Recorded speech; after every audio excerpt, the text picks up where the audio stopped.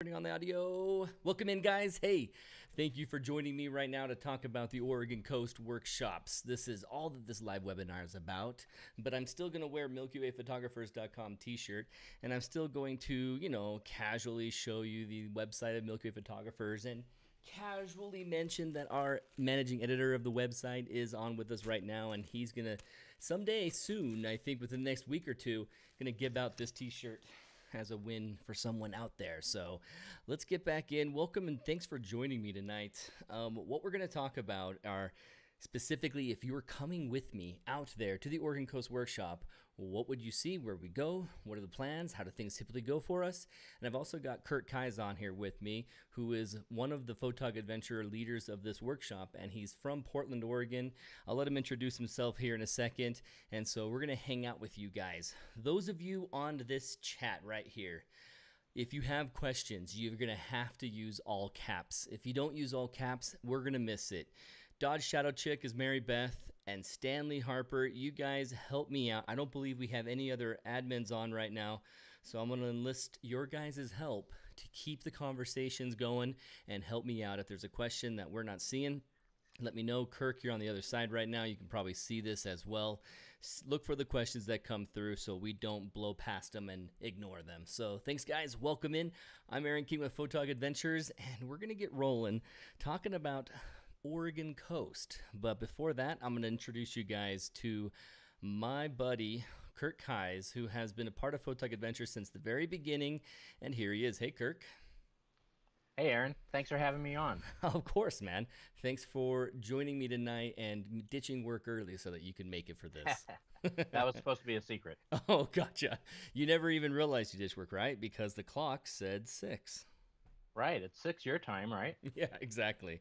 Or 7, something like that. Now, your work is nothing compared to Robert. Robert Chandler joins us from the UK, and so it's 2 in the morning right now, and he's hanging out with us. And he hung out late, stayed up late just so we could see this. Sweet. Hey, Rhonda. Awesome. So we got a lot of you guys in here, a lot of questions. Again, I'll remind you to go ahead and give us an all caps if you guys have any questions for us. But for now, Kirk, hit us up with your history in Portland and your opportunities at Crater Lake. Just hit me one thing about your favorite time lapse and your favorite picture at Crater Lake, because I've seen both of them. Oh, let's see. Well, I'm from Portland. I've lived here all my life, 57 years now. And I've spent a lot of time since the early 80s doing photography in and around the Northwest. Crater Lake's been one of my favorite places to go to. First time I was there, I think I was like 23, 24. It's just an awesome place. My favorite time lapse, I think the first year we went there, we set up our cameras, and I got a couple time lapses going and shot for like, I don't know, 9 hours, something like that, from about 2 in the morning till about 9 in the morning. And other than about 30 minutes where the camera stopped, I caught the whole thing.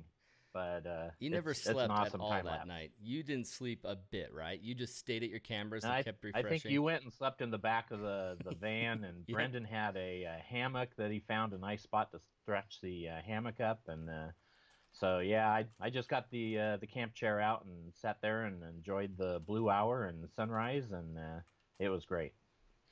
Well, that's awesome to experience, and then to wake up and see what you created makes me regret that I got a few extra hours of sleep. But I was pretty exhausted at that point, so it was worth it.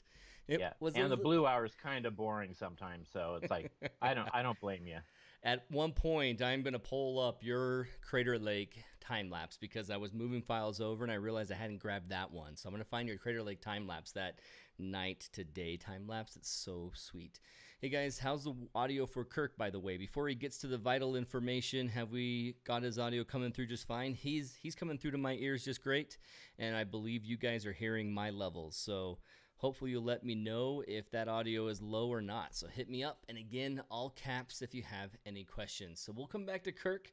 Kirk will hang out in the background as we talk about our awesome trip. So let's go ahead and get started. So you know what? I think I'm going to do this even though it's wholly unnecessary. I just have a real bias towards plugging in my iPad and talking about things. So let's go ahead to my iPad screen.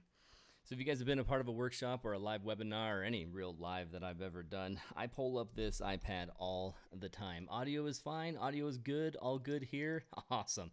And Kirk is also mentioning or typing right there in the screen. So Nature Photo Studios, I'm stoked to have you join us too. And that you're from Iowa. The only thing I think about when I think of Iowa is if you build it, they will come. I'm sorry for that cliche or stereotype or frustration on your part possibly. My thing is updating a bunch of images right now, and so it's flipping out and trying to load the backup pictures. But let's go ahead and go straight into this, and I want to talk Oregon. I'll do nice big red background, yellow background with red text to show here are the locations that you're gonna hit. Absolutely for sure, Crater Lake, and we'll be there for 2 nights, unless weather is so amazing and we have a guaranteed perfect night, we will be at Crater Lake for 2 nights. Basically what I'm saying is 1 great night at Crater Lake is enough. Now enough means you capture your panel, you capture your other shot, you capture a few other compositions, the Milky Way gets higher in the sky. You're going to be totally satisfied after 1 night of photography at Crater Lake because it's so easy. It's right there. We pull up right at the rim road. It's almost impossible to not get your shot unless you just sleep through it. And so it's just the first night you might achieve everything you need there, have an amazing shot, and we might use that night for another night on the coast. But that's a very, very, very slight if we want to have 2 nights there. So Crater Lake, 2 nights at least. And then plan A is Bandon, Oregon. And I'm going to talk about Bandon, Oregon and show you guys what it's like and what it's like out there, what you can expect, as well as plan B. Oh, I should say this. That's not plan A. That's a guarantee. We're going to Bandon, Oregon. We start the workshop there, and then we have a plan A and a plan B for the second night in the Oregon coast section of the workshop. And that's where we consider Thor's Well. Looks like my phone is making noise on your guys' audio there. Sorry about that. That's where we consider Thor's Well, and we consider the plan B, which I'm going to show you. It's going to be awesome, and you might want it to be plan A. Secret Beach down by Brookings. So this one's Yachats, and that one's Brookings. I'll write that down so it's a quick reference. Some of you guys aren't going to hear me as well as I want, so I will keep this in the background so you have that idea of where we are going. So, the Crater Lake Workshop, how it ends up working is this. I'm going to go big screen. And I'm still being lit now by that yellow page, so that's kind of nice. Looks kind of nice.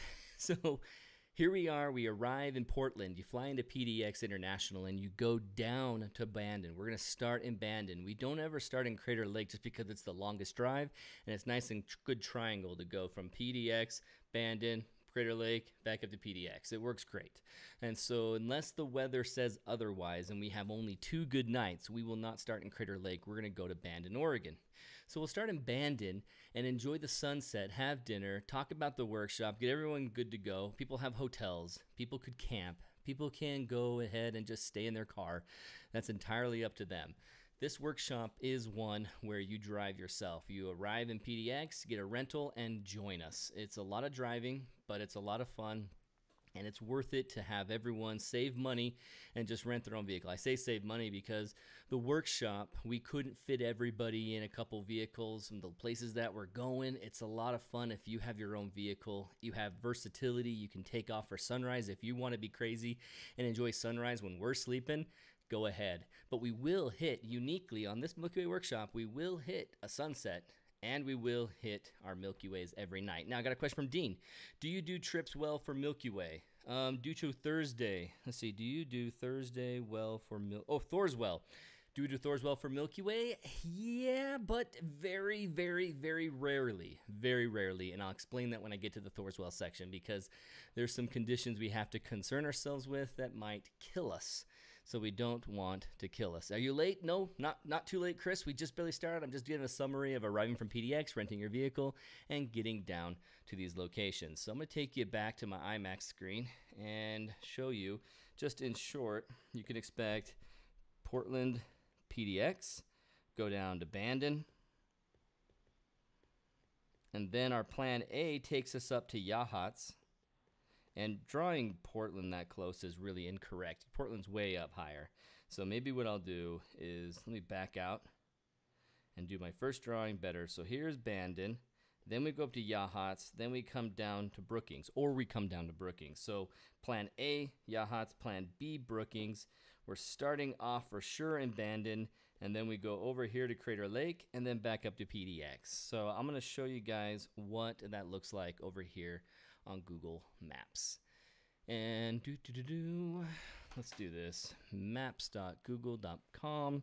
And this is nice to see how long you're going to be in a car so that you can know what to expect. So Portland International Airport, and I got to actually spell any of that right. PDX, and I want directions from PDX to Bandon, Oregon. So the quick drive that you'll make is 5 hours. It's going to take you at least 4.5 hours. Look at that, 20 hours by bus. You're not going to go that way. You're going to go 4.5 hours to get down here to Bandon, take off from Portland, and then go down. You know, I'm going to fix my cursor so that you guys can see it good and well. Let's go to accessibility, go to display, bring my cursor nice and big. All right, cool. Now you can see my cursor over all of this. So coming down Portland, go down the 5, and then you pull into Bandon. And Bandon, cell signal. Expect to have very little cell signal as you're going through a lot of these locations. And so you go in and out, and then on the coast you get signal again. So it's a rough situation for cell signal. So you're going to want to keep in contact with me. I have texting going and phone calls going with everyone in the group so that we know, okay, where you're at. We're going to be here. See you at dinner in Bandon at Lord Bennett's. And let me go satellite now. Lord Bennett, along the coast, we have just up from Face Rock, right here, Lord Bennett's. We're going to eat there the first night, meet up as a group, hang out, and then hurry and get down the steps for sunset. So this area right here is beautiful for sunset. Let me just show you some examples, probably from Google Earth.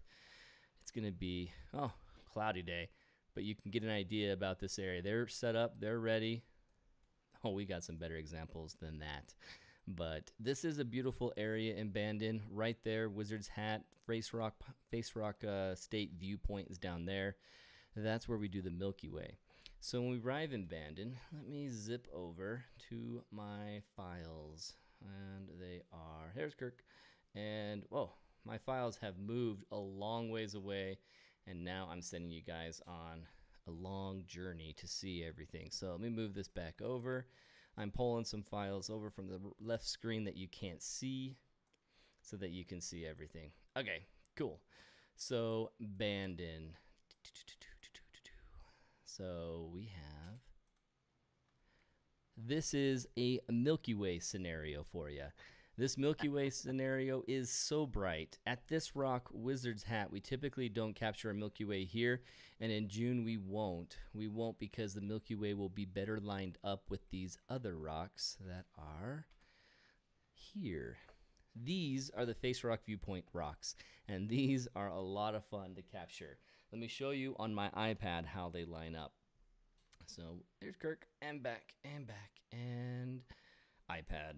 So hop over to Photo Pills, and you can see down here on the beach, at this point where Face Rock Viewpoint is, we tend to park right. Interesting. I went down too far south. Here's the parking spot, and you hike down that trail. Just come down really quick and easy. If you find it difficult to hike, don't worry. This is an easy place for you to go. This workshop is, I don't know, Kirk, would you say it's zero hiking, or should we say that you still have to walk? And so you have to walk, and it's kind of hard. It's pretty simple. There's a set of stairs either at just below Lord Bennett's or down at Face Rock State Park, and it's right. what, 100 foot from the cliff where the parking lot is down to get to the water. So even it's at Thor's Well or Secret Beach. I mean, Secret Beach would be the most that we'd have to hike to get down there by and bridges. that's a couple 100 feet. So nothing hard, nothing to concern yourself with if you're thinking you might not be fit for this. Don't worry, this is the one for you, because we drive, we park, and we go immediately to these locations. So let me use the cursor. You walk down the beach. We're there. At what time? What time are we going to be there? Let's check this out. So if we get there, Bandon, on the first night of the workshop, which will be the 24th through the 25th, let's jump over to June 25th. 2019, June 25th. I'm jumping to that so that I can go backwards when the Milky Way shows up, because technically it's the night of the 24th and then leaks into the morning, and it's past midnight, really the morning of the 25th, that we finally start seeing the Milky Way. So looking right here, you can see that the Milky Way core right there becomes visible as astro twilight ends. That's why the color changes from purple to gray. And that is what time? 11:21, and so we're able to capture the view over this rock right away as of 11:20 and go into early in the morning. Now, we want to get off of the coastline. We want to avoid this Milky Way. Even though at 11:24 it's visible, see how it's the core between us and the core is that coastline. So we want to wait for it to get off of that coastline and get out here so it can start becoming visible. Remember that image in the background? This coastline light pollution can be pretty bad if you're looking over it and through it. But if you're looking off to the right, not only does it line up with these cool haystacks or these cool sea stacks like this, but it also avoids that light pollution. So we really have to wait. And so it's nearly 1 in the morning when we start getting a good shot. And then we shoot and shoot and shoot until astro twilight's over at, 3:21 a.m. And looking at this time, that's Pacific time. So when you get out there, remember to change your clocks. And at Pacific time, it'll be 3:17 a.m. So if you're from the East Coast, it's going to feel like 5 a.m. or 6 a.m. for you. If you're from Utah, it'll feel like 4 a.m. So you might be pretty tired at this point. But we still stay up as long as we possibly can make it. The vertical Milky Way is cool. If the clouds allow it, we stay there all the way till the very end. And I have a time lapse of this, and I'm going to pull it up. And then pull up Kirk's, so you guys can see how that Milky Way changes. Oh no, it's not in the place that I wanted it to be, so let me put this folder, and time lapses. Looks like it's going to be more in this other folder. So Kirk, while I'm pulling up this file, I'm going to have you talk to them about abandoned Milky Way. Any challenges that you've discovered with it, or is it pretty cut and dry? It's pretty cut and dry other than the light pollution from the city, because up on the bluff, it's like houses all the way down the beach. So it's kind of a pain. It adds like a different color balance. You know, there's sodium vapor and mercury lights up there. But the nice thing is it also illuminates the rocks on the beach. So you don't really have a lot of underexposure in the foregrounds like you do out in a totally dark location. And one thing about this year, the moon's going to be coming up later in the night, and it's a quarter moon. I think it starts to rise around 2 o'clock, but that also still gives us like 3 hours of Milky Way time before the moon even hits the horizon. So it should be interesting. I'm kind of looking forward to having some moonlight on the coastline. Yeah, that's a really great point. Now, where we have the Milky Way and where we have the moon allows it to be usable. The moon is barely illuminated. Well, it's half illuminated at this point at that time of year. Yeah, because so it's going to be fairly dim, not super bright like a full moon. Right. Change the sky a little bluer, but some of the Milky Way being on the other side of the sky is not going to get as affected as it could be in most situations. Yeah. So if you guys see my PhotoPills app, here's the moon line, and that's when it starts becoming visible on the horizon. Now, when it starts affecting us, it'll probably be about 2, like Kirk was saying. So from the moment that we're shooting around, 12:30 until 2, that's the ideal window of opportunity off the coastal light pollution, also before the moon rises. And then with the moon, and like you said, having the moon light up the coastline is going to give us a different cool image that we have never taken ever, being out abandoned. Yeah, it should be interesting. Oh, I'm excited. I'm looking forward to it. I always like a little bit of moonlight on stuff, and lately I've just been doing lots of Milky Way stuff and never actually getting out when there's like partial phases of the moon. So you're saying you avoid the moon too much usually? I think so. Yeah, it's been kind of focused on Milky Way for the last few years, and moonlight can help a lot in nighttime photography. It really can, and it's not always the negative that I personally portray it to be. I mean, obviously, I like to portray it as a negative, but you don't have to avoid it as much as I do. Oh, you know what? I'm on a different account. So let's go to, I'm realizing, guys, that my time lapse is merely saved within the Bandon video, and it's not an isolated video of its own. So I'm going to go to Photog Adventures on a YouTube account that I've actually never gone to. And I'm going to pull up the Bandon video of my Great Milky Way chase. And so the Bandon video is night 13 of the Great Milky Way chase, or night 12. And I'm going to turn this way down. And I'm going to hop forward to that time lapse so you can see it, because you can see how the clouds get in the way and mess up everything. Here it is. I'm sure it's way better than anything here in Chicago. Yeah, definitely better than Chicago, Mary Beth. So that time lapse, if you have a camera like my 5D Mark IV that has time lapse built in, if you have an intervalometer that you want to bring, have fun with time lapses with us. Not only do I have experience doing time lapses and processing them, but Kirk has an even more intense version of time lapse experience where he's done the holy grail of changing from night to day and uses LR time lapse to connect the changes that happen on his camera and make them smoothed out. So from the beginning and end of the time lapse, everything is a gradual update as it goes through, and it's really, really, really neat. And so he's got experience there, and you've got myself, and Brendan's done time lapses like crazy. So a lot to learn if you want to mess around with time lapses on the workshop. It'll be an added bonus to this situation. Yeah, and if you have a second camera, like I use some of the Sony APS-C cameras to do my time lapses with, so I'll set one of those up. I've got an A6300, and I'll set that up, do a time lapse with that, and then go take my full frame camera and take Milky Way shots with that. So I kind of do two things at once.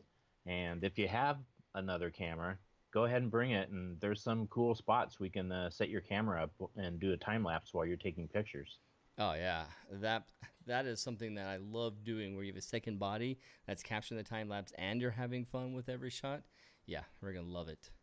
I'm trying to pull up Kirk on Skype as a window option, but it's fighting me. Let's do it. Come on, window, Skype. Let's see. As a program, I can pull up Skype, but not working for showing you, Kirk. I'm gonna have to just always show my screen when I want to reveal you there. That's all right. You can be the voice in the background. So in Bandon, the first night, we've already got a sunset, a long night of Milky Way, and if we're still not dead, we may, and it's possible that I just go to sleep, may do a sunrise real quick. We typically want to get back in, get some sleep, and get ready for the next night and the full day of driving to our Plan B or Plan A location. If you saw the images that Mary Beth shared on our Instagram, you've already seen some of these, but my Bandon stuff, man, I have a lot of fun with it. This is an example of really golden light while one of our workshop participants, Claudia, is oh, that's so loud. Let me see if I turn this off. Will it also turn it off for you guys? Hopefully you're not hearing this. If you are, I'm sorry. That is way loud. But glorious golden light, glorious experience of seeing this stuff out here. Just fun to be out there and get started on our Milky Way workshop with. Just brilliant, brilliant golden light. And so hopefully that didn't destroy everyone's ears, as it was just wave sound, loud, loud, loud wave sound. So let's talk about taking off a Plan B. Where am I at with this? So when we leave from Bandon, say we start from Bandon and go to Plan A, you want to go over to Thor's Well. That's the drive towards Yachats. And I'll just put in Yachats for this and then guide us back to Thor's Well so that you can see the pathway. All the way from Bandon to Yachats is 2 hours. That's Plan A. Plan B would be Secret Beach down near Brookings. And Secret Beach is a tough one to say. So let's say Brookings, Oregon. And that is 1 hour and 41 minutes. Now, one benefit of Plan B. You see this awesome caldera that's blue right there? That's Crater Lake. And if I switch it from Brookings to go to Crater Lake National, what was the resort? Crater Lake Resort, Kirk? Yep, Crater Lake Resort. Crater Lake Resort in Fort Klamath. Yeah, okay. From there, it's 3 hours and 45 minutes from our plan B. From our plan A, because Thor's Well is so dang awesome, the drive to that same location is going to take us 4 hours and a half. So we deal with it, I guess, an extra half an hour, an extra 40 minutes if we go to plan B. But plan B can be very, very worth it. We were asked earlier, are we going to go to Thor's Well for Milky Way? Kirk, describe the actual conditions of Thor's Well while I pull up the examples of Thor's Well. Well, Thor's Well is right at sea level, pretty much. It's maybe 8 or 10 feet above. It's a lava bench that you have to walk out on a couple 100 feet, and there's a lava tube that has the top that's collapsed. So the tube opens to the ocean. The waves come into it. They'll splash up through the collapsed ceiling, and you'll get water spraying, 15, 20, 30 feet into the air sometimes. The catch is, because it's right at sea level just about, a lot of times when the tide is high or when swells are high, the waves will come over that bench, and that is not a place you want to be, especially at nighttime. It can be really dangerous. There's some great shots up at the in Yachats in front of one of the restaurants of someone with a wave, 10 feet over their head, grabbing their tripod, and just getting engulfed in the water. And I'm glad it's not a picture of me. No kidding, because that might have been the last picture you've ever had. And yeah, could be. Certainly for that camera. So looking at the drive up here to Yachats, you pass by Florence, and you go past what you might already know about is Heceta Head Lighthouse. And so we have really cool sightseeing locations that we can hit on the way. As we hit up here to Heceta Head, this area right there where the beach is a really fun area to capture the lighthouse, and you can see the Milky Way going up and over this area because you looked over to the southeast and you see that core. When we captured that in June, it's all the way over this green, and the hardest challenge you'll see later is that lighthouse light and how you work around that. So then if you continue up this trail going on to Yachats, you pass by the location where Cook's Spasm, Thor's Well, Cape Perpetua. This is the area, Cape Perpetua, and it has Cook's Chasm and the Spouting Horn. You can see it from this bridge. This is Thor's Well. So people park right here.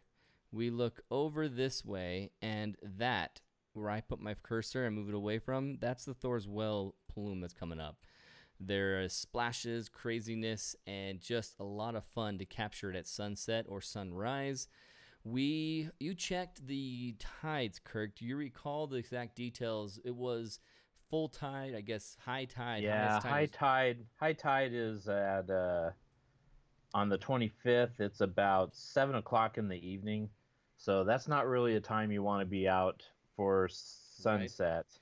Because it's going to be right before the sunset. We're not going to get the beautiful colors of the sunset and survive what is potentially the most dangerous time to be out there on the rocks. Exactly, yeah, and the so the tide will hit low tide about well, let's see, 1:47 a.m. give or take, and it's not a super low tide because we're at a quarter moon again. The tides are lowest when it's new moon and full moon. True. So we're halfway between that point. So the tide's not that low. So it might not be the best time for a Milky Way at Thor's Well, but the Spouting Horn is right next to it, and that could be an interesting time to be there for that. The interesting and challenging part of the Spouting Horn is that here's what it looked like in a final image. And as I went through the RAWs and tried to find the image, here's my sky. Here's some of the shots of the actual water, or I guess here's a combination of the sky and that.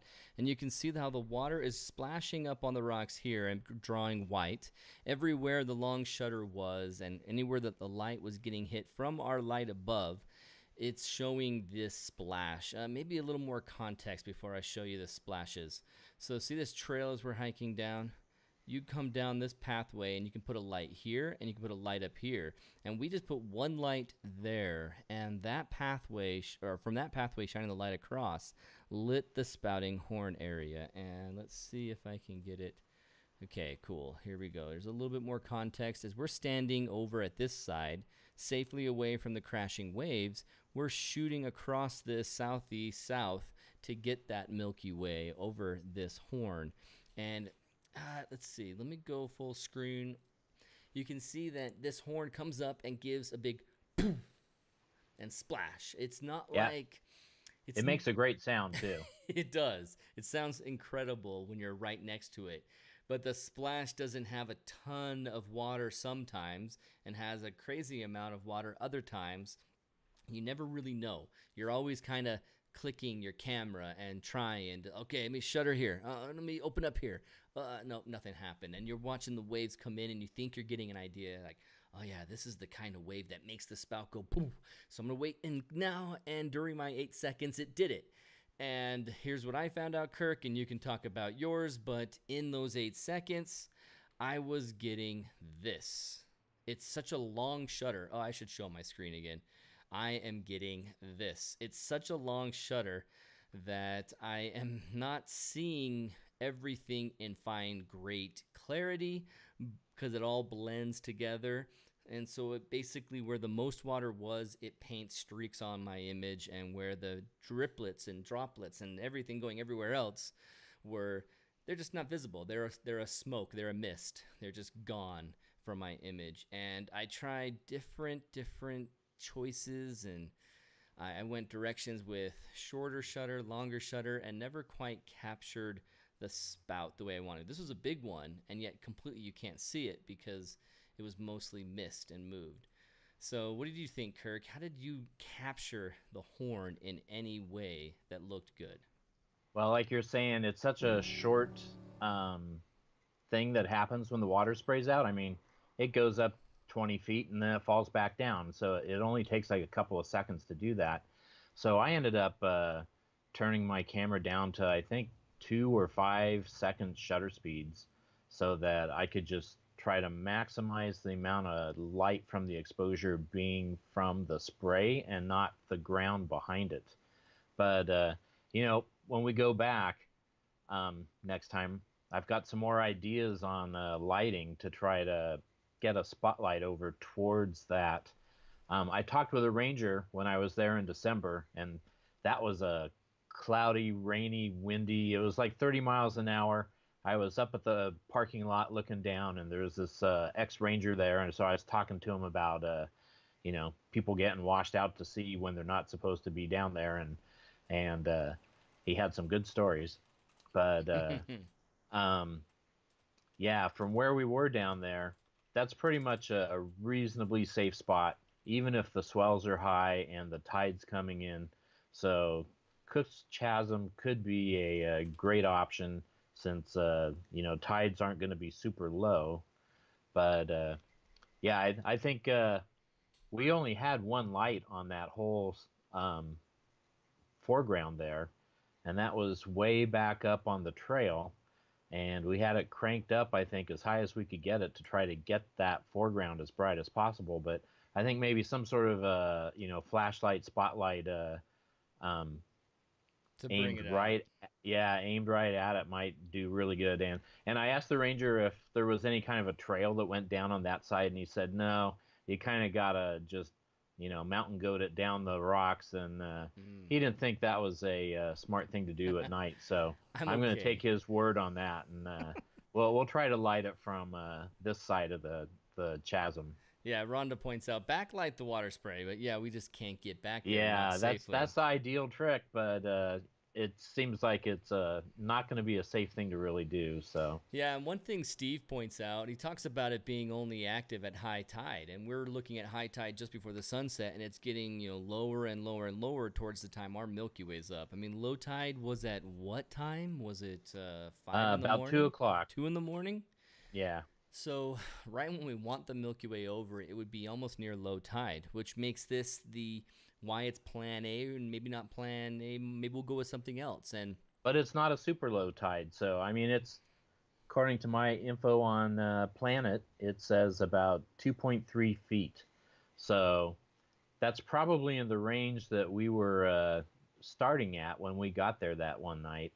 So, Yeah. and it's going to go up to about 5 feet for high tide in the morning. So I'm pretty sure there's going to be some, and the swells. You never know what the swells are going to do. I mean, it's They super could bring rare a to lot of have. water up there, yeah. Right, you could have water coming into the that little channel there. So So it's up in the it's up to us to decide that week, and so that's why it's Plan A. And the reason why it makes Plan A is because of how special Thor's Well is. I have this video open, but let me just show you one of my favorite actual images of Thor's Well. Even with a mediocre sky, seeing the swirls of the water around and as it comes out and spreads, just Thor's Well is a magical landscape shot to add to your portfolio, and so we want to go there. It gives it some weight on the decision, as we have Heceta Head Lighthouse to play with, as well as other areas. Steve's mentioning a bunch of them right here, like Port Orford. The Dolly Dock might be good. He says you can also ban it. He's a much bitter, but Coquille Lighthouse. If the lighthouse in Coquille or Coquille, I'm not sure how to pronounce that. If that's anything like Coquille. Coquille. So Yeah. if that's anything like the lighthouse that we experienced down at Newport, we don't want to go there, right? Because those lighthouses close at sunset and they can't let us on. But I think Coquille, that's the one that Nick goes to at night, and they do get some good Milky Way there. I think I've seen it, but the light pollution from the lighthouse itself right there above you, is it one that, it's not one that turns off, is it, and goes in between, or is it like the Heceta Head Lighthouse where it has 7, lights constantly going every direction the whole time? Yeah, I don't know how many lights it actually has, but Okay. they're always rotating, so you you're always going to have that beam. So once again, you'll need a short shutter speed. For Heceta Head, it seemed like 5 seconds was about just about where the beam would start to touch the previous start of the beam. So you had to keep the shutters below like 6 or 5 seconds. Otherwise, you just get that sweep of light all the way across. Right. And it was a challenge as I captured what best I could. We have a comment on there that I'm going to pull up here in a second. Just show you the Heceta Head Lighthouse. You can see the panel challenge that you have as that light's moving on you. And if you stitch together frames of the lights along the horizon, you will see them checkerboard like this, where you just can't make out. You can't get them to match up. It's really challenging to even begin to get them to match up with that spray. But you got the Milky Way coming up over on this side. It's a fun place to play. It's not a portfolio piece, I would have to say that. So looking at Thor's Well right here, it's magical to get a Milky Way over it, but honestly, the hardest thing for us that night was to get this recognizable as Thor's Well, as the only time to make this happen is when it's safe, and the only time that it's safe is when Thor's Well is crazy boring. And when Thor's Well is crazy boring, you just have a black shadow with possibly some lights down below if you happen to put in some glow sticks, and then you see something. But it wasn't great until Kirk and those guys started really light painting this up and doing some changes that I missed. I wasn't out there for. But Thor's Well, we don't need to talk about Thor's Well much anymore. Just talking about this area is fun. It's a great place. And Dean points out, or asks, and he is pointing out, will Thor's Well be better for the August workshop? Dean, not knowing off the top of my head the August, 26th through 28th or 29th through 31st, those dates, and knowing what's happening with the tide, with the Milky Way, I don't know for sure right now, but we'll know, and we'll have opportunity to go either direction, because a great backup option is this, and I want to show you guys Plan B. And I think you guys would probably love Plan B to the point to where you're going to want to go to Plan B instead of Plan A. It's just Thor's Well for landscape is just too beautiful. So this is an area. Oh, I got to show you again. Let me pull this back out. Right here. I'll stop it right there. From this crazy cool view, the Milky Way core lines up right out here for us in June, not in August. Sorry, Dean. not in August. So in the June workshop, we have a great opportunity to get a Milky Way that goes right up this. And there is a fantastic shot by a friend of ours who caught it there, Josh Latham, and just really made me jealous. Really can't wait to see it. I hiked down here to find it. This is over at this area. Let me pull out from where we were. Let's go to Brookings. And if you've never been to Brookings, Oregon area and seen the Samuel H. Boardman area, then you will love being down there. I mean, that's a daytime smorgasbord of fantastic landscape photography locations. So this area, along the corridor, I think I went too high. No, I didn't go high enough. Here we go. Here's Secret Beach. And so capture Secret Beach. This area is beautiful, really cool sea stacks all down here. But then you continue and you park on this spot and you hike down to this little ridge. And this little ridge right here leads you to this. Really cool view. Do not come off the trails, as you will experience what Brendan and Drew experienced, where they walked through a, what do they call them? A terrain wasp. Like they didn't have high up hives or nests. They kept it. They were yellow jackets. Yellow jackets, not even wasps. There were yellow jackets there that were stinging them like crazy as they came through because they kicked it up and they disturbed them. And I never even saw them. It was great. I experienced a much better time out there. So as you're standing on this spot looking out over here, that's when you're seeing this view. And this is just a sunrise that didn't quite look awesome. But as you can see in my video real quick, this could be gorgeous. And Kathy, she's coming out with us to this area. Kathy, you are a part of the team that gets to vote on Plan A, Plan B once we're there. Do you want to hit Thor's Well? Do you want to hit down here at Secret Beach area? We can do it. And like I said in the beginning, if it turns out that we have an opportunity for 3 good nights on the coast and only need 1 night at Crater Lake, we'll make use of that and we can hit some of these cool spots. It all depends on your guys' choice. We're just giving you the itinerary, the plan that we have, and where we plan to take this. So it's already 7:42. Let me do my last little thing about the locations and give you guys an idea of Crater Lake from this map. So say we drive the 3 hours and we make it over here to Crater Lake. It's a long drive. If you don't like driving at night, if you don't like driving with reindeer, don't like driving with deer and other hazards, then be careful. You got to make sure you go there during the daytime and meet us there for the sun. We won't do any sunsets out here. We will just get some dinner and get ready for the night. Let me pull up my Mac screen and show you Crater Lake. So Crater Lake, all the way up until the time that we're getting in there, that late June time, you are not able to get up to this road. This road is closed in the winter, and when that rim road opens up, that's when everyone shows up. And you might have 40 other photographers doing a Milky Way there, but it doesn't matter at all. It turns out very well for despite being crowded. So you come up here to the Watchman parking lot, and you pull out, sit out in one of these spots, and people will be all along this. And you know what? It doesn't change anything for you as we're all looking out and making a pano right and left. I had Kirk next to me on one of my panos. You saw it at the beginning of this presentation. Let me see. For some reason, none of these are in one folder anymore, even though I could have sworn I gathered them. So, Kirk's image on Crater Lake is one of these. Let's see. No. How about this one? Nope. No. Getting close. That's the pano that Kirk shows up in. And where's that final version of it? Nope. That's the full panorama. That's the glory shot that we're all there for. No.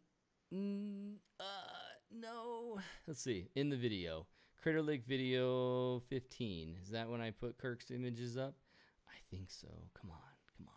Pull through. No, sadly, Kirk's image that I have found just before we went live here is sadly not the one that I'm finding right now. But it's a really cool shot with Kirk on it, and it has an appreciation of, even with someone next to you, it doesn't ruin your experience. It doesn't ruin your experience at all. Darn. Where did I pull that to? But let me go back to the map, show you guys this. Let's show you a panorama. This is a spot that I was at, and so I'm going to show you. When you're right here at this spot, capturing a panorama, full right, all the way to the south where you see the core come up over the lodge, which is the only light pollution you'll see. Then it arcs all the way across and then terminates into these, higher areas there. So this is your view of Crater Lake. Rob asks, will there be an opportunity to pair up and share costs of rental cars that can be discussed?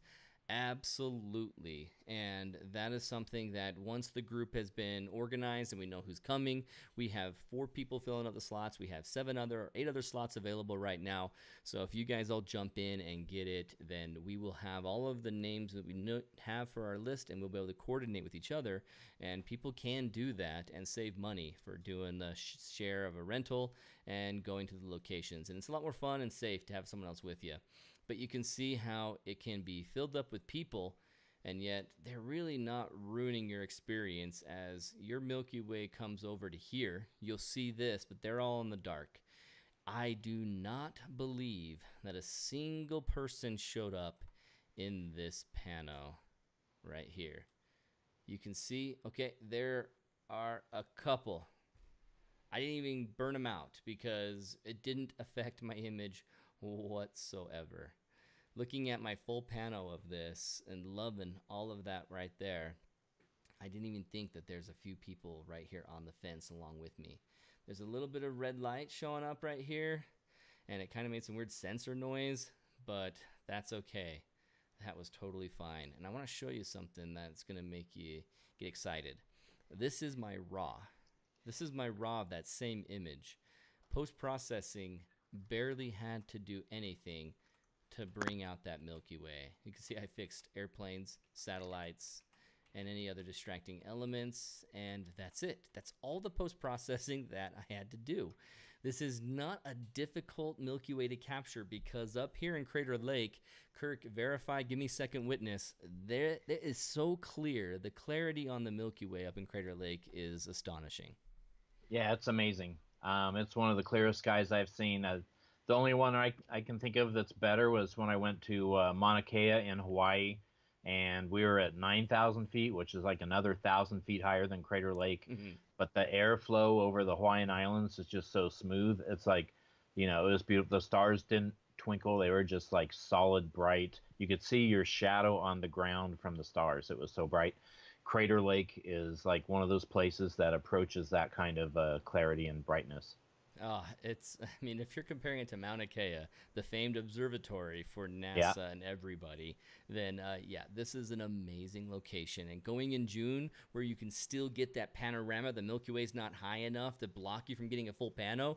That's why it's busy kind of this time. It's really not noticeably busy at night. Did you ever feel like it's crowded? I never felt crowded. No, I thought it was pretty open. We were up there one year at the where the North Road comes in, and people would walk out, and you'd chat with them for a few minutes, and they go, "Hey, what are you doing?" We're taking Milky Way pictures, and one lady came back later that night and brought us what was a cobbler from the Crater Lake Resort Yeah. or the lodge, Yeah, the lodge and food. and we showed her how to do a Milky Way pano, and it was amazing. It really is, and it turns out very fantastic when you have that scenario where you can get dinner right there and drive only a half an hour and be ready to go. Half an hour is probably stretching it. Was it 15 minutes? Yeah, it's not far. Really love it. That whole ease of Crater Lake makes it so amazing, and then your shot is so clear. You have easiness on the processing too. It's just, if you haven't done a panorama or a stitch before, we've got you covered. We have plenty of time at our location that we're going to be staying. I've told some of you in emails the wrong information, as there's a great location that Kirk has. I'm going to let you start talking about our Crater Lake Resort option, and then talk about some of the abandoned camping options for those of you who want to save money. Like Rob was talking about saving money, reducing cars, and sharing driving. You can save money too without having to go for a hotel. So what do you have, Kirk? Yeah, so at Crater Lake, we've tried camping at like Diamond Lake, which is right near the north entrance, And the catch there is there are just tons of mosquitoes.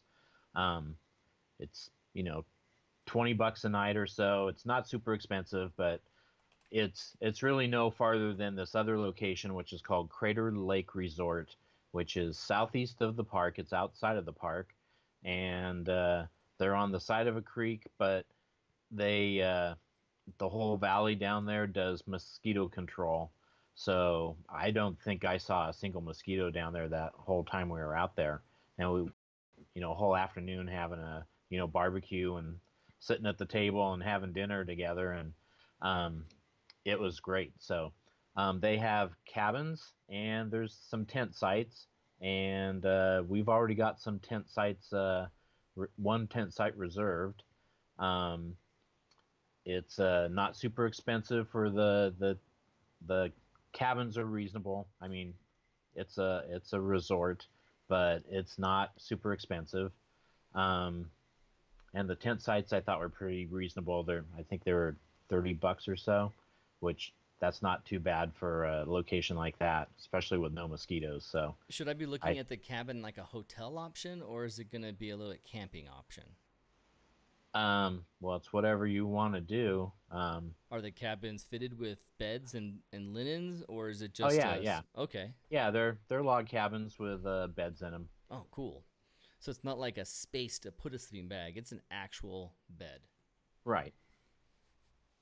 So, um, and then back at Bandon, is that enough for Crater Lake, or you need more? Well, the only question I would have is if someone who doesn't have any camping gear whatsoever shows up there, they have everything from towels to bed linens if they stay in the cabins, do you think? And how much were the cabins going to cost?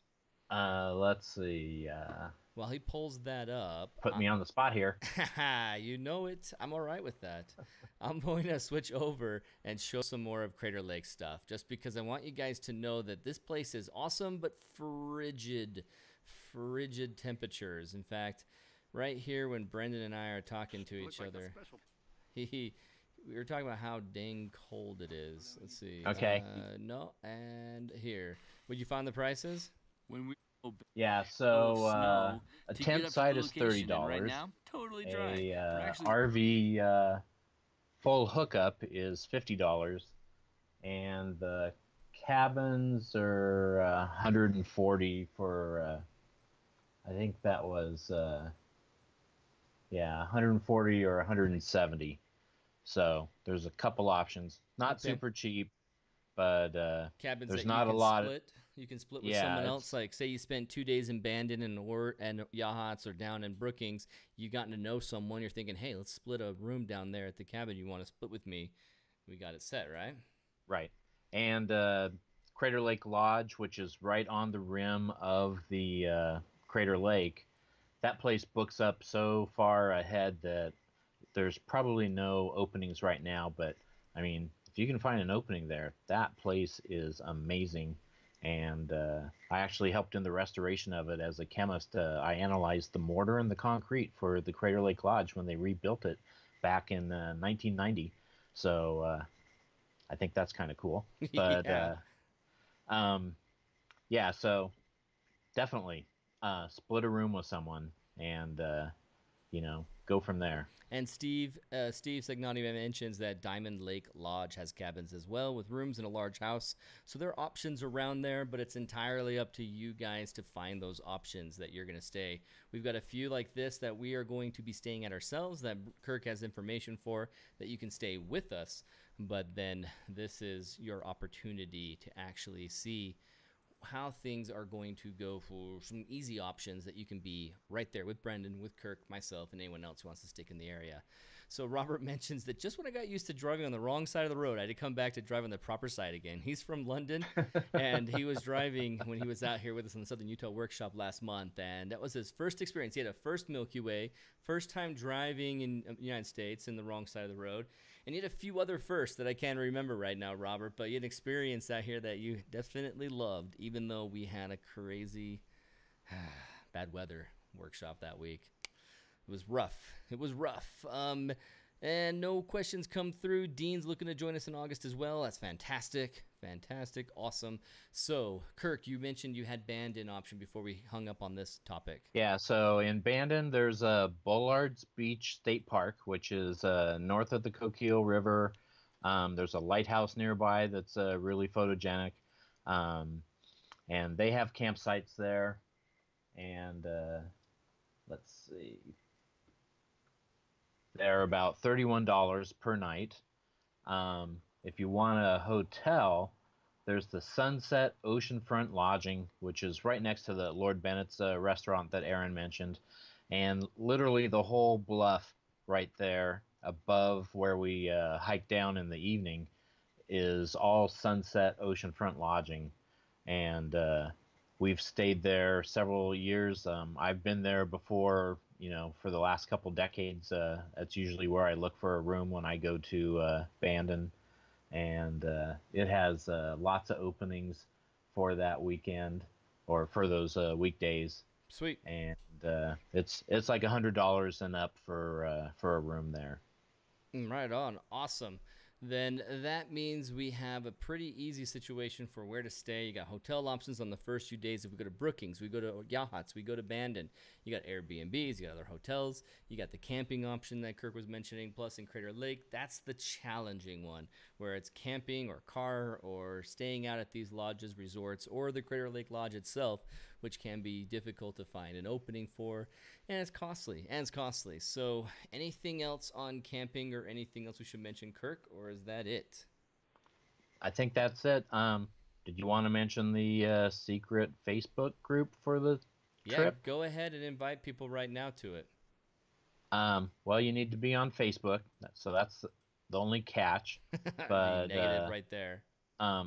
When you sign up, we will add you to a closed Facebook group that we use to communicate all the information about where the lodging is and just try to coordinate all the logistics before we head out on this amazing trip.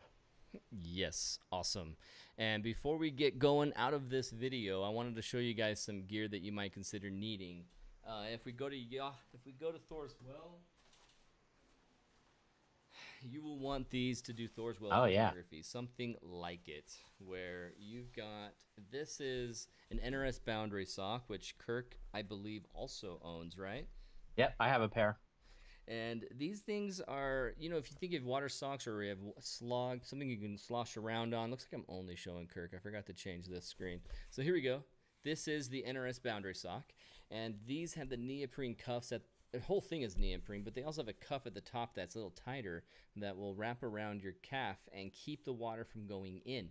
Yes, you can wear a nice waterproof boot or what do they call those muck boots that you can have out there. That will stop you if the water never goes higher, and it will go higher. So this right here is my solution, Nick Page's solution, everyone's solution who really is okay with an $80 Amazon purchase of neoprene socks. I wear these combined with my Keens, and these guys, I'm basically wool sock inside here or barefoot, depending on how cold it is, and jammed into these so that I don't tear up the neoprene as I'm walking on these. It works really well. And so these guys keep me out on that hard basalt, I think it is, volcanic water, rocks right there on the water that are just going to be crazy sharp, crazy eating up your shoes. And these have done 4-6 trips now in that area with my water socks, and everything looks brand new. So it's really quite awesome. I love them. You have some too. Yeah, I've got a set. Both I've been a long time Keen user and bought the water socks 2 years ago before our first trip in November or June even, and they're great. I don't actually wear socks with them, and my feet stay warm. The ocean here is like 50 degrees in the winter and 55 in the summer. It's not something you really want to swim in.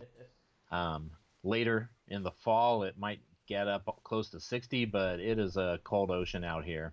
And I go out and I wear those socks, and I can be out there for 3 hours with the waves going back and forth on my feet, and you just don't even really notice it. It's 1/4 inch neoprene rubber, and it insulates really well. And they're well worth the $80. And but you do want to wear something with them to protect them, because it is just soft neoprene, and even if you're out walking in the sand, I would think they would Yeah. eventually tear through the seams. So you want to wear like a boot or a shoe or a sandal to protect them, not a flip flop. That won't work. But No. stick with a sandal. And you're going to be knocked off your feet a little bit. Not necessarily onto your butt, but you're going to be pushed back, or you're going to dodge some giant wave. You want to be agile and quick and not afraid to step anywhere real fast. Otherwise, you will sprain your ankle, maybe even break your leg. So just be prepared for the waves to come crashing in, and sturdy yourself. Stand in the water. Don't plan to stay dry whatsoever at Thor's Well. That's just nonsense to think that you could possibly even pull that off. So then I also have these quick pants. I have other types, cheaper types. These guys are nice, like water resistant. They're not necessarily waterproof. They're just resistant. Water splashes off of them, doesn't soak up too much. And then when they do get wet, they dry. They're a synthetic. They dry really, really quick. And so these guys go over that, or my really cheap, Mary Beth's borrowed them before. They're these really cheap Under Armour waterproof, like you can pull them over jeans, pull them over whatever you're wearing. They're really open like snow pants, but they're thin, and they're just nice and windproof, and they're waterproof, and it's just great to have waves hit me there and not affect me whatsoever. So this at the end, James asks, are the tent sites walk-in, or is the vehicle right next to them? How do they work? The tent sites have a usually it's like a 40-foot long parking strip, and the tent site is right next to it. So if you have a camper, you just park on the pavement. If you have a tent, you can set it up right next to it. So it's not a hike-in campground. It's not a hike-in campground. You're going to be Right. If right if you there. have an RV, there's hookups that you can get. So it's a regular car camping campground. Okay, awesome. Okay, well then what I am going to show you guys right here is something for everybody who jumps in now and joins us for the workshop. Basically, from now until the end of tonight, if you decide to throw your deposit down and register for one of the Crater Lake workshops, Oregon Coast workshops tonight, if you'll do that, I want to give you guys something because I think you're awesome for watching this video and being willing to jump in and join us. I wanted to throw something your way that is Kai's face. No, it's over here. It is. I haven't changed that screen before I jumped over. It's the Photo Pills Mm. course. If you have heard about it, then this Photo Pills course is $40, and it teaches you basically everything in the Photo Pills app. And as I have gone through it, there's more things that have come out. And so we're going to have, I was sick, a recent live stream. I couldn't make it, so I had to cancel it, but I'll have another live stream, and I'll continually add content to this without, just pay for 40, you have it for life, you have access to it. So an example of it, let's say the how to plan the Milky Way, or we'll go to how to use depth of field exposure. You got the video here you can watch, and I'm teaching live, and I have a nice beard. Oh yeah, it's awesome. And so this is the live Photo Pills course. Anyone who signs up tonight, I will also just give this to you so that you guys have access to it.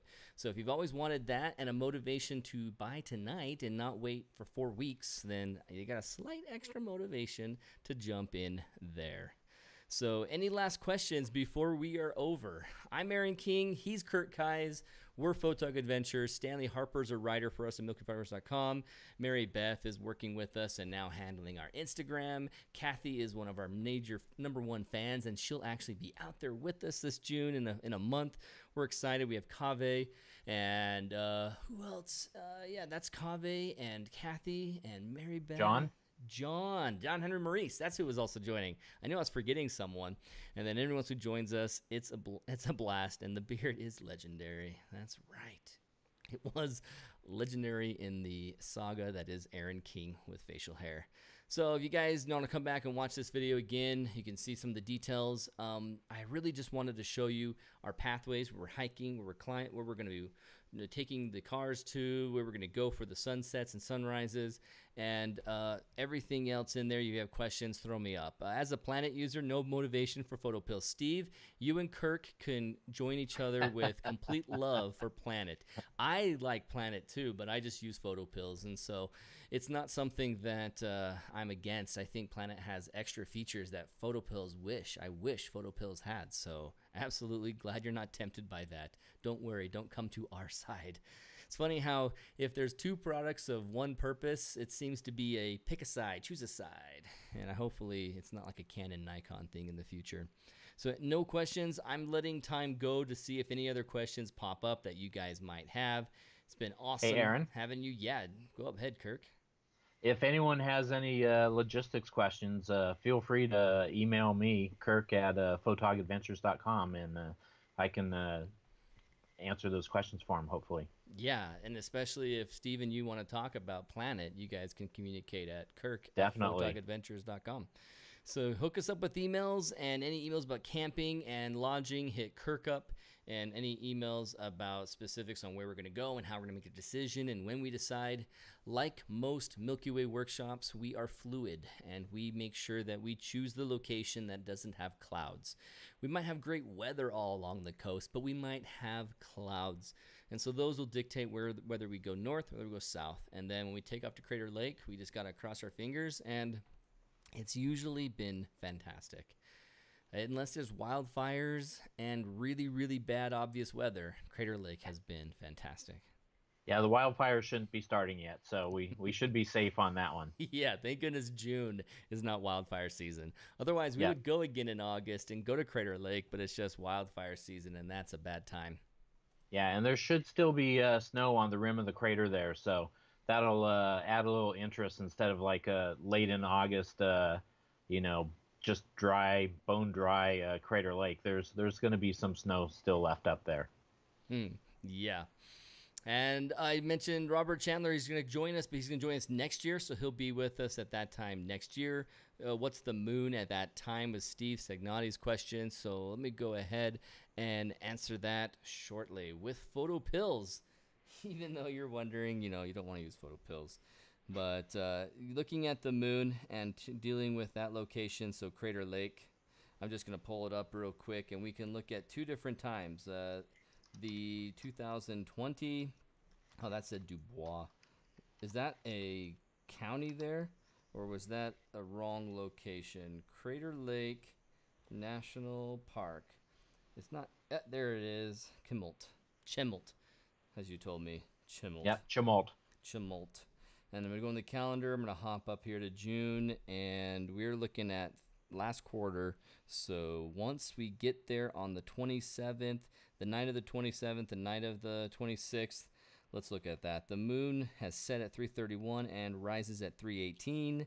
And on Friday morning, it rises at 3:45. So it gets later and later and later. And so the moon gets better as we get closer towards Crater Lake time, and we have a wonderful time. What brand? Neoprene socks from Rhonda Pierce. Rhonda, they are NRS boundary socks. These guys, look for this label, NRS. I'm showing Kirk's screen right now. Here I am. They are NRS boundary socks. You'll find them, and Kirk has a good text link for you right there. Submitted the purchase order to go to my wife, but have not got approved yet. Ernie, man, I hope that Sue lets you go, man. I'm stoked to have you join us again. Ernie was with us in Southern Utah and the Nightscaper Conference, where we had a blast down there with Royce Bear and everybody who loves Milky Way. Even people who love Milky Way but hate people who also go to it. We had people who were awesome down there. So thanks from Rhonda Pierce. Ernie, we're stoked to have you join. If you guys have any questions before you order tonight, let me know. You guys can feel free to email me anytime, and I'll get back to you as soon as I can, as I have hundreds of new emails every day, and I have to get to them on a queue. So if you have a very pressing question, a very urgent request, make sure you put it in all caps on your subject.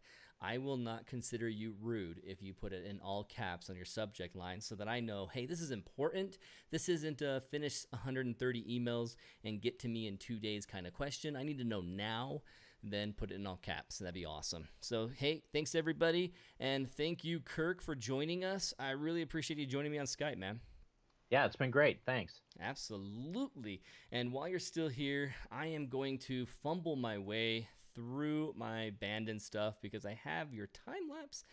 And I don't know why it's always so hard to find when I have people here watching me. It's just like a feeling of being watched, and you fumble for the keys, and the bad guy is going to get you before you can possibly get in your vehicle to safety.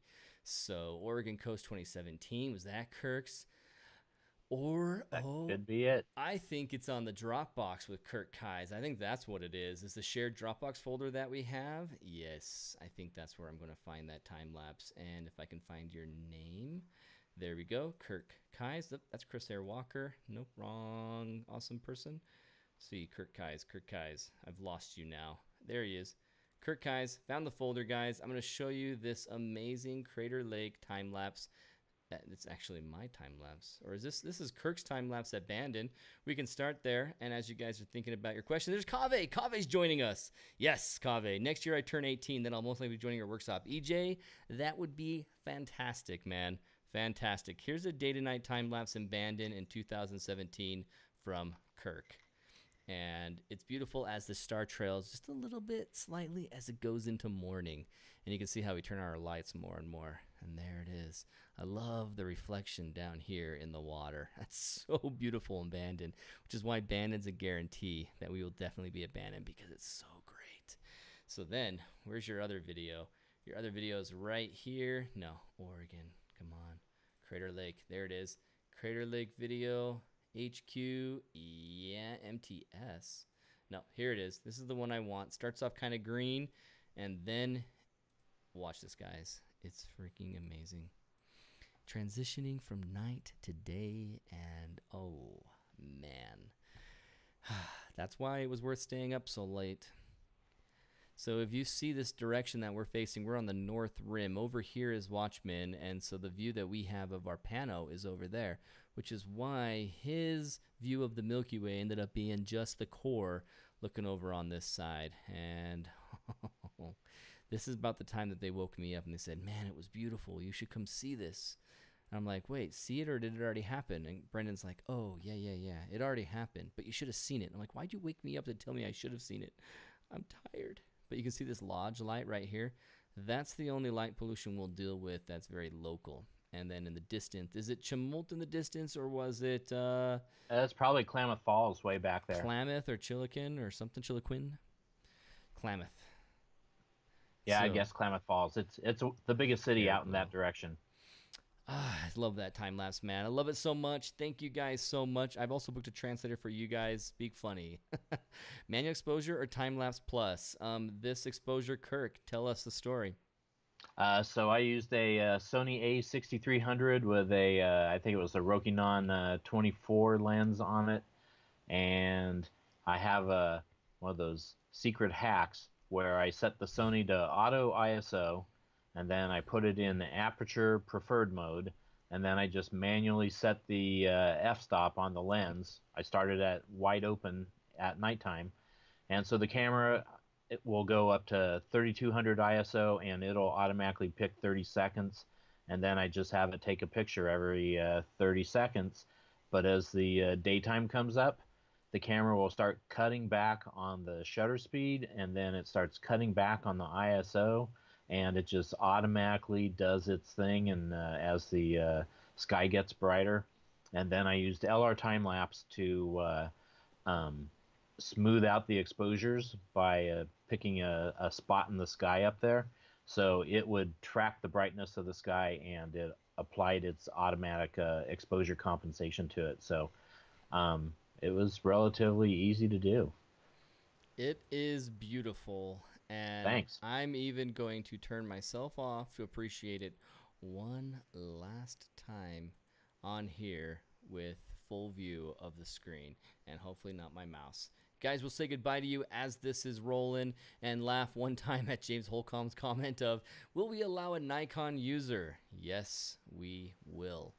And it's on one condition, that you bring your best example of how to use a Nikon well. And I'm pretty sure you'll do fine there because everyone does awesome. Mary Beth is the Nikon expert. So Hashtag black sheep. Kathy says, you have to stay with the other Nikon people, though. You can't be with us.